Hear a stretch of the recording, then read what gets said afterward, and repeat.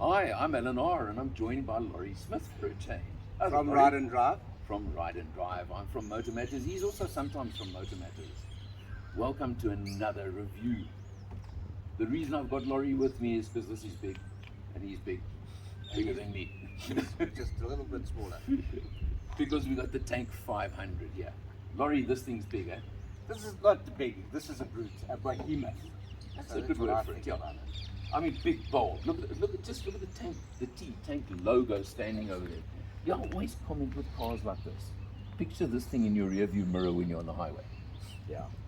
It says, "Get out of my way." Get out of my way, yeah. We've reviewed the Tank before. We did the launch. I also had it on a short test previously. So let's just cover a few of the real points that stand out to us. Okay. The petrol turbo hybrid engine. Yes. 2 litre Yeah.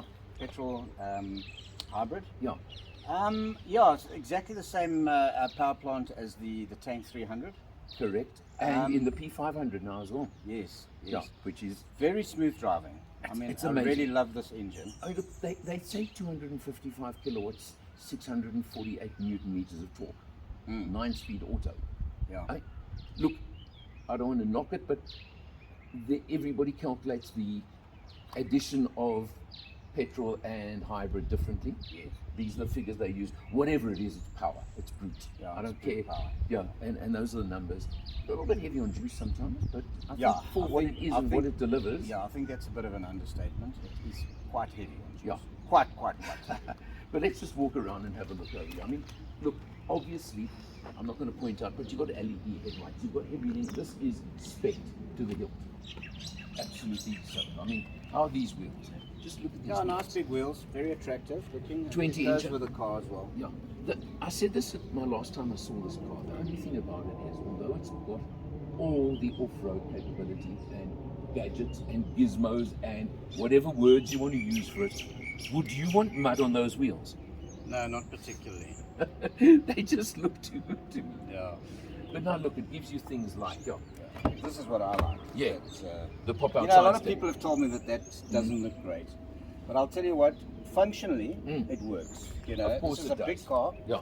and I mean, you know, you step up nicely. I'll just do it, and in you go. Yeah. So It makes life very, you very do easy. need it, and I'm a bit taller than you, and I tell you what, I need it too. So Yeah.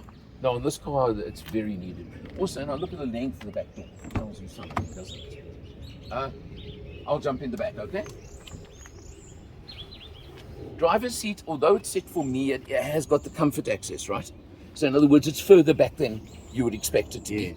And still, look at the space over here. no, It you've is- got mega space in the back there. It is massive. You've got all your aircon controls for the back seat over here. Nice accents over here. You like that? I like those accents. And I spotted something there. USBs for the back seat, Yeah, that's cool. and a 12 volt, although they are hidden away. Yeah. But that's not a problem. The point is you've got them. You want a family vehicle, you want space. Yeah, absolutely. You want connectivity for the kids. And you've got an upgraded Infinity sound system, for example, as well. Yeah, nice little Potent. plate over here. Yeah. Yeah, it's got all the little touches to it. Okay, well, let's go to the back and let's do the old, you know what? Yeah. Hey, do you want to do that? Why not? Of course, this is a feature over here, side opening tailgate, Okay. which some people like, some don't, but it is big, and the spare wheel on the outside. Now, you want to do the Allen test, right? Yes. Okay, remembering the fact that it's pretty high, I've got to get up there. You know something? Yeah. I think that is only a 2 Allen boot. Because of the height, I'm going to make it a 2.5. You reckon? Yeah. Look, it's got plenty of room for. I think it's because of the 7-seater. Well, yeah, sort of you've got the variation. extra seats there. Yeah, as you say, it's the height, so it does take away a bit of the room. It does indeed. You also got this over here. Let's take a look. Little hideaway over there, but I mean, it's just got your. Let's just pull the seats back. Yeah. How much room you really Okay, have. well, Yeah, it's let's have a hydraulic, look. yeah? There you go. Press button, seat comes up. Okay. Yeah, obviously then your room is A bit slow, but look, that's not the point. You do it there. Wow, it is is slow. minimized, but you know what? If you've got a car like this, you're going to be towing a trailer.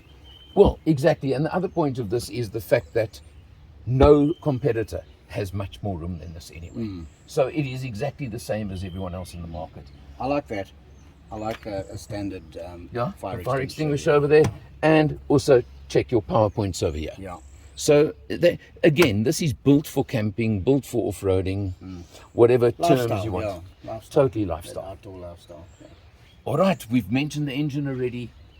Let's take a look inside and let's check it out on the road. Cool. Lawrence, cruising around our neighborhood like I always do on the videos. I mean, feels like we're driving on air, man. yeah. And obviously at the moment we're in electric mode, okay? But it's not one of these that's got X range in electric. It just switches seamlessly between the two. It's actually quite amazing. Every now and then you may hear the petrol engine kicking in. Yeah. But as you said, you're riding on air, eh? Just and it's quiet as well. I mean, you can hear pin drop. Yeah. I mean, it is so. For a big car like this, I mean, you'd expect it to be hitting little bumps, you know, and it's, you know. Well, let me tell you, this little road is not exactly a smooth piece of road. No, have you noticed? That's what I say. Normally you're going to be hearing road noise. Yeah, it's bouncing very around. silent. Yeah. No, it's really. I think that is actually one of its major qualities is the drive. Yeah. And I mean, I took it on a cruise to Paris the other day, and let me tell you, it's beautiful on the open road. I mentioned fuel consumption earlier. I'm going to go back there. I got it down to 9.6 on my drive through to Paris. Yeah, well, that's amazing. Which I think is pretty good, isn't it? That's amazing. Yeah. Were you going at like quite a low speed? I was sitting on the speed limit, so 100, 120, depending on where you are on the open road. Well, that's okay. Yeah. I mean, you know, practically, most people don't drive at that. Yeah. But, you know, the one thing about this car is that if you push it, it uses juice. Yeah. You know, then you're going to go over 10, 11. So, you know, the adage is, if you're going on a road trip, take it easy. You're going to get to your destination. You should do anyway. Yeah, exactly. That's the whole point.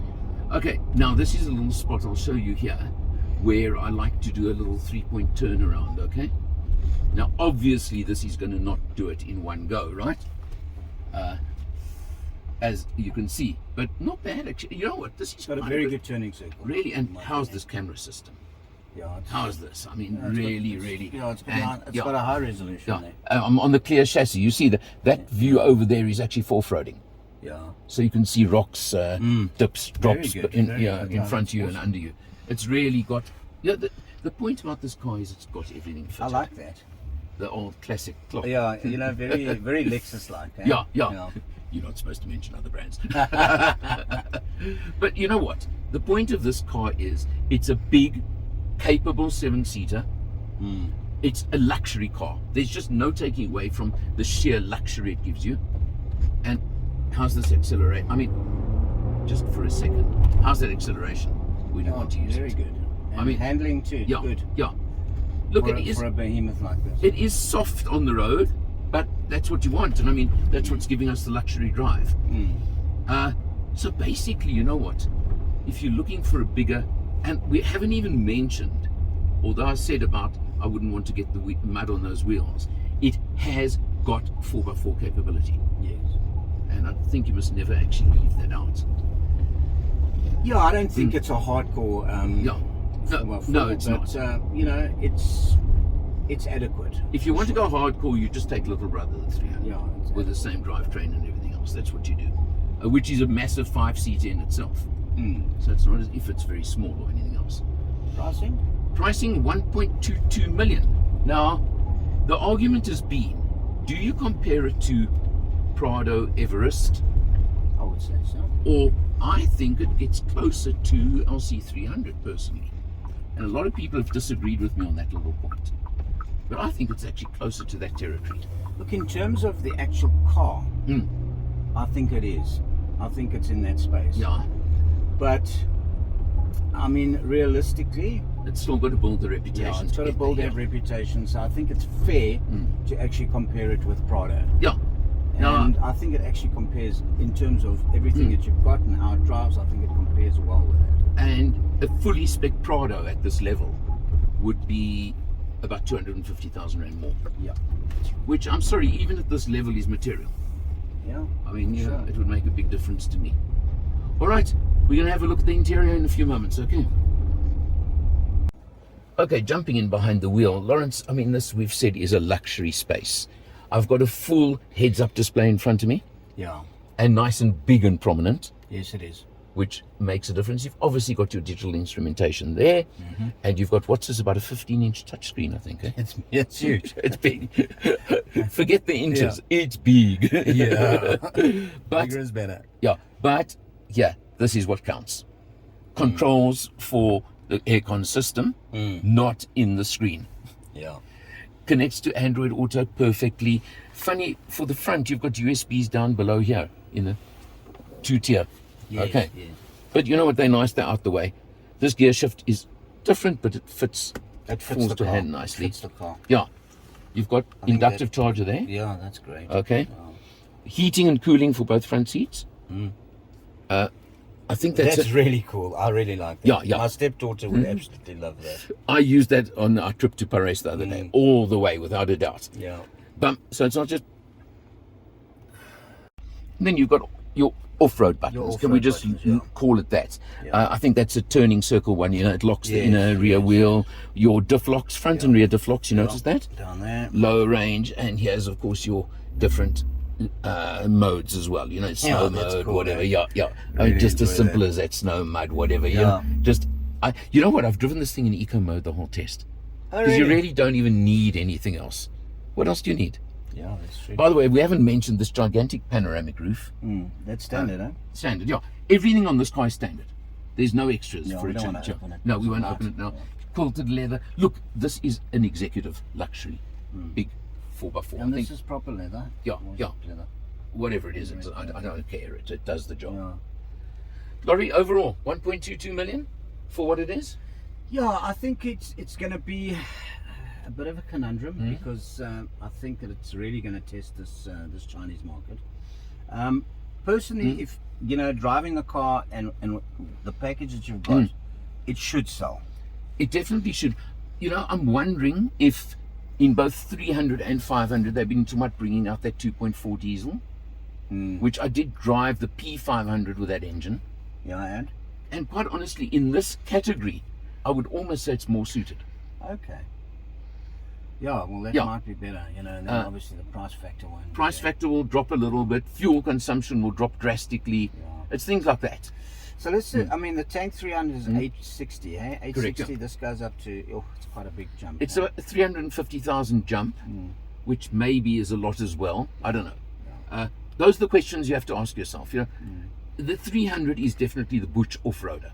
Yeah. This is the luxury on-roader with off-road ability I keep mentioning. I think it's going to find a market, but I think it might be a bit niche. That's my final sort of say on it.